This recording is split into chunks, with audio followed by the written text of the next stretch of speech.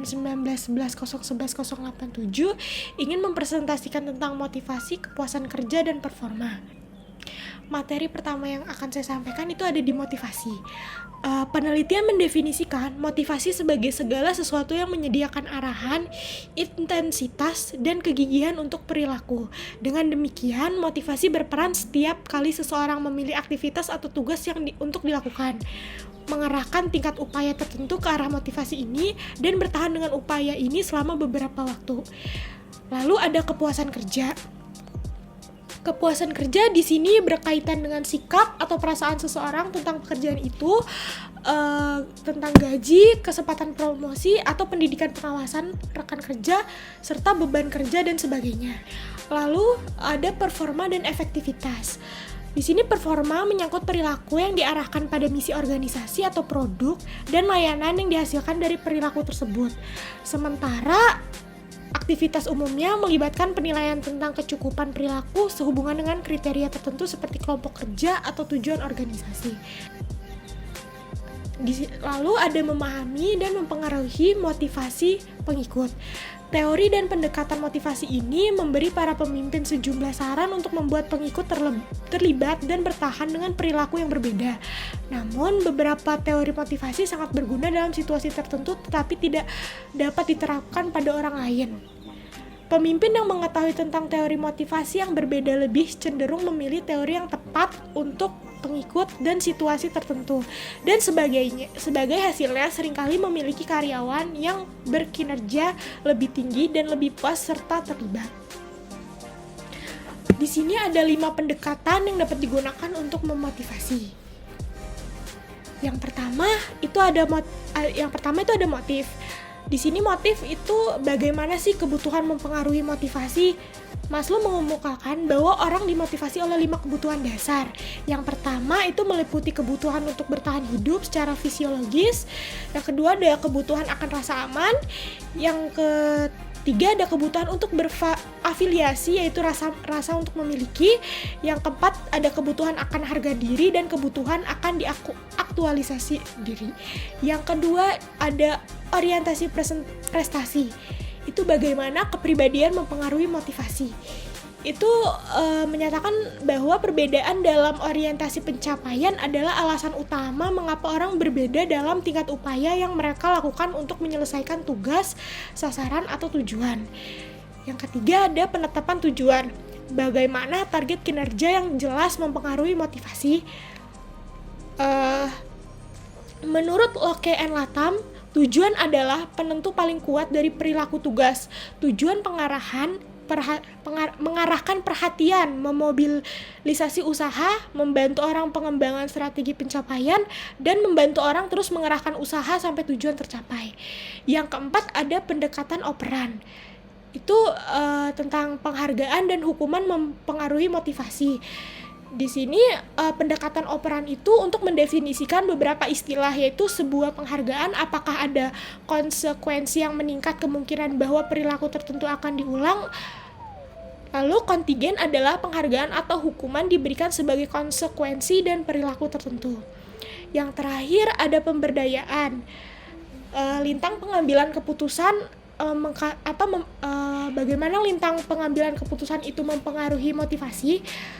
Pemberdayaan adalah sendiri pendekatan terakhir untuk memotivasi yang kita bahas dalam bab ini. Itu secara umum orang tampak jatuh ke dalam salah satu dari 2 kubu sehubungan dengan pemberdayaan.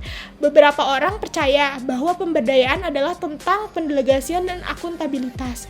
Ini merupakan proses top and down atau up and down di mana para pemimpin senior mengartikulasikan visi dan tujuan spesifik. Pemberdayaan didefinisikan memiliki 2 komponen kunci agar para pemimpin benar-benar memperdayakan karyawannya.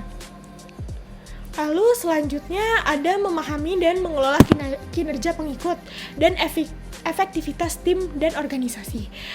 Kinerja pengikut dan efektivitas tim dan organisasi lebih penting daripada motivasi pengikut. Mungkin pemimpin dapat memotivasi pengikut untuk menunjukkan perilaku tertentu untuk jangka waktu yang lama. Tetapi apakah ini adalah perilaku yang tepat untuk mendorong hasil tim yang bisa menjadi hal lain sama sekali.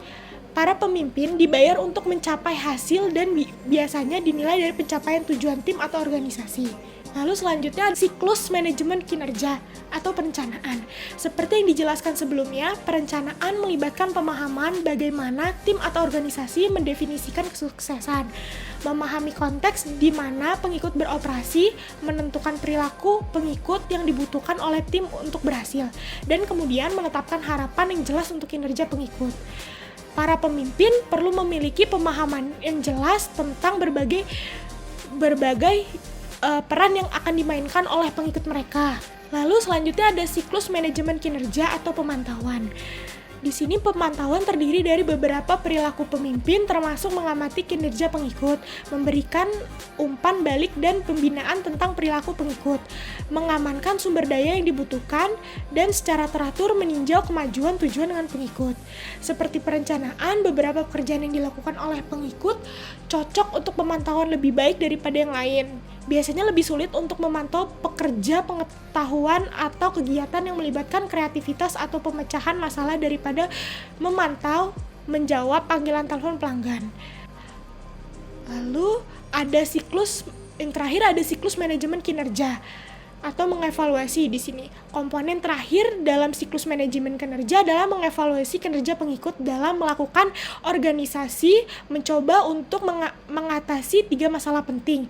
Yang pertama, siapa yang berkinerja terbaik dan terburuk dalam organisasi. Meskipun supervisor langsung mungkin memiliki pegangan yang cukup baik pada kinerja, bawahan langsung mereka semakin tinggi yang berjalan semakin kecil kemungkinan dia akan mengetahui tingkat kinerja semua orang di organisasi mereka. Berikut adalah studi kasus dari materi ini.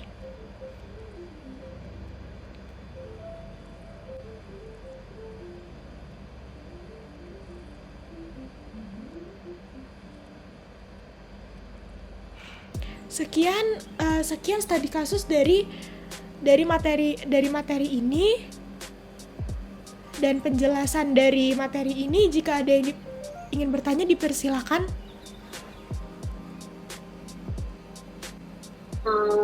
Baik, Sakauni izin bertanya. Saya Hilda Dwi Puspita dengan NPM 1911011088.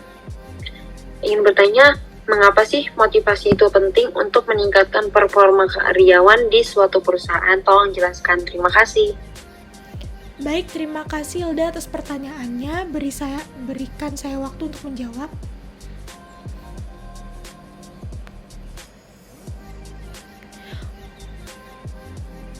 Oke, izinkan saya untuk menjawab pertanyaan dari Hilda, yaitu mengapa motivasi itu penting untuk meningkatkan performa karyawan di perusahaan. Di sini motivasi kerja itu sebenarnya sangat penting bagi perusahaan, karena motivasi berperan sebagai penggerak karyawan untuk melaksanakan tugas mereka dengan baik dan mencapai hasil yang maksimal bagi perusahaan. Bagaimana Hilda dengan jawabannya? Baik, sudah cukup. Terima kasih. Baik, sama-sama Hilda. Apakah ada yang masih ingin ditanyakan? Untuk saya sudah cukup jelas, terima kasih. Baik, jika sudah cukup, maka saya akan tutup presentasi pada kali ini. Jika ada salah kata, saya mohon maaf. Wassalamualaikum warahmatullahi wabarakatuh. Waalaikumsalam warahmatullahi wabarakatuh.